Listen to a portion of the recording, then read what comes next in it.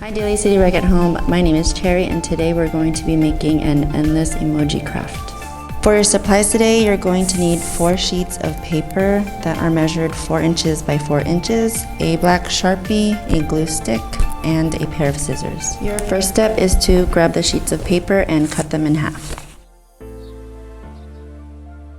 Now that you have them cut in half, you're going to fold them twice.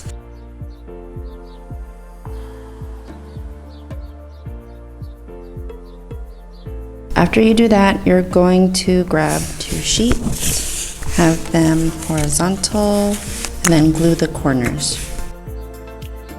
Get 2 more sheets and put it on top vertically. Make sure to press down so it sticks to the glue. After that, you're going to open it up, crease it in the middle. Then you're going to glue all the corners and the middle part. Take 2 more sheets and put it on horizontally. Open it up again, crease it, and then glue the whole thing.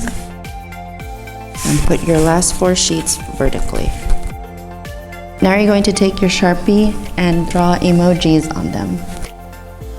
And that's how you make your Endless Emoji Craft. Thanks for watching.